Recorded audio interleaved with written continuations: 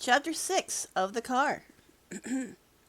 Terry looked sideways at the car, kneeling down to make sure everything was even with the load on the luggage rack on the trunk lid. He could not think of it as a boot. He had packed his life, or so it seemed. When he started, he somehow didn't think of how far it was to go. But he found the road atlas in a corner of the closet and just looked at the distance across from Cleveland to Portland, Oregon, where the uncle lived, and it seemed another world. He would be crossing most of the width of the United States, except for a disastrous school trip on a bus that went to a museum in a town 40 miles away. He couldn't even remember the name of the town. He had never been anywhere. All he saw on the trip was a room full of pioneer artifacts. For some reason, he remembered a brass hand pump that went on a sink, and a big kid named Richard Barris who kept saying, "I'm going to beat the hell out of you," to Terry for absolutely no reason. Terry didn't even know the kid. And now he was going to drive across the country.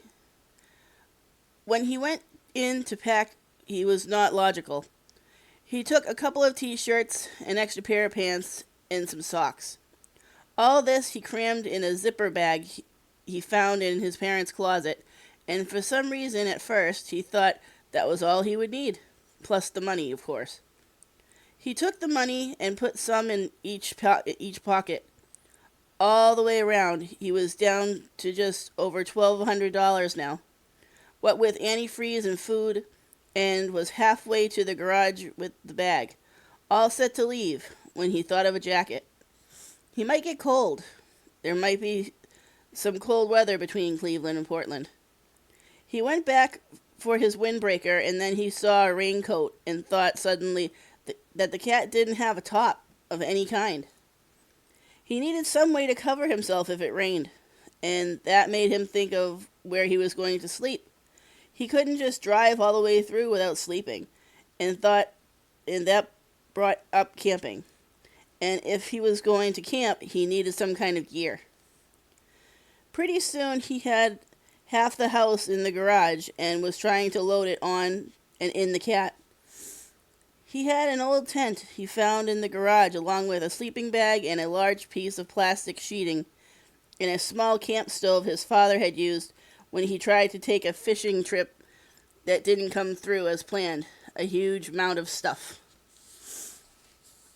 He shook his head, looking at the pile, and started over, loading each item carefully, thinking long on whether he would need it or not. First, his tools. He would probably need his tools. He put the whole four-drawer toolbox in the trunk, plus a canvas roll of screwdrivers, and a tire tool, and an old jack. The car had a small, cheap spare, but also had steel radials, so he hoped he wouldn't need it. After the tools, his clothes.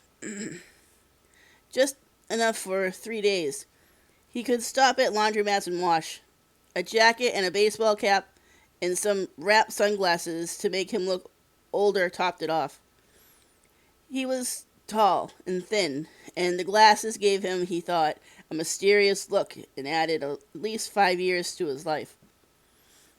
He took the plastic sheeting but left the tent. The sheeting was large enough to cover the whole cockpit and then some. And if it rained, he would cover the car and sit inside and wait it out. He had never been camping in his life and didn't think this was a good time to start. At the last minute, he threw in the sleeping bag. He left everything else, toys, models, a tired Nintendo, some comic books, junk he'd had since he was 4. The license plates posted a problem until he found a set. His father was always involved in one car deal or another, and there was a set of car plates on the back of the workbench from one of his trades. According to the sticker, the plates didn't expire for 7 more months. He put them on the car, figuring at least He didn't look completely illegal now. He still didn't have a license, but there was a chance he wouldn't be stopped. As for everything else, how to drive in traffic, what all the signs meant, how to handle different road conditions, everything would have to be learned as he went. What was it they called it? He frowned, trying to think of what a teacher had said once about learning while you worked. Oh yeah, on the job training. He would do on the job training to learn how to drive. He started the cat, listening to the engine a moment before backing out of the garage. He stopped, left it running while he closed the garage door and returned, backed out onto the street and caught low and started forward. It was already different, driving, just going around the block. Even with the steam boiling out of the cooling system, had given him a feel for the clutch and shifting. He was still a little rough, and he didn't use the brakes quite right, but it was smoothing fast, and by the time he had driven 8 more blocks and was near where he would get on the freeway heading west, he had improved 100%. The cat was a good teacher. It was responsive and tight and forgiving. If he oversteered, all he had to do was let the wheel go, and it self-corrected. And though he sat low in the car, he had enough visibility to see all around. It felt, he thought, like he was riding a 4-wheeled motorcycle. He could hear and see things around the car as if he were out in the open. The fuel gauge was wiggling between half and a quarter, so Terry stopped at a small gas station to fill it up and check the oil, and take a quick look at the engine. Nice car.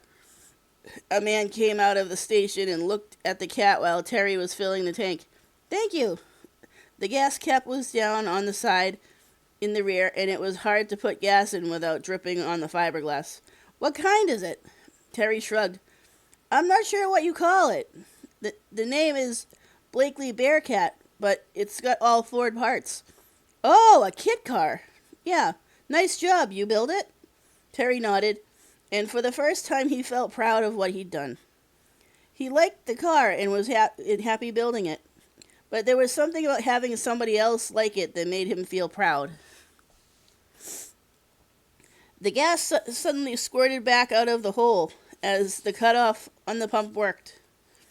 Apparently the filler tube was too narrow. He'd have to watch that in the future. He paid and checked the oil again. It was still up, and there didn't seem to be any oil leaks or steam from the antifreeze. So he clamped the hood down with the side hooks and started the car. He looked both ways, jerked the clutch a little, getting into traffic, and accelerated until he got to the highway entrance. Then downshifted and headed up the ramp onto I-40 heading west. He was in traffic, moving west at 60 miles an hour before he realized 3 basic problems. First, it was getting dark and he had never really checked the headlights to see how they lined up. Second, it was starting to rain. There were huge gray clouds piling up and drops of water hitting the windshield. Third, the car didn't have a top. Somehow he always thought of riding in the sun. Didn't think of it raining when he wanted to drive, only at night when he was ready to stop. He had the plastic sheet, but he couldn't stop out here in the open, and even while he was thinking of it, the rain was increasing. Large drops were spattering across the windshield now, and he turned the wipers on. There were 3 small wipers, and he couldn't help smiling as they kicked in. They looked silly, but they worked. He would have to hole up, take the next exit, and pull the plastic out and wait for it to clear. It was 1.5 miles to the next exit, and by the time he turned off the highway, he was soaked. He steered the cat off the highway, down the exit ramp, and pulled over to the side at the bottom near some trees. It took just a moment to pull the plastic out from behind the seat and spread it over the car, with him underneath, the water slithering off to the side.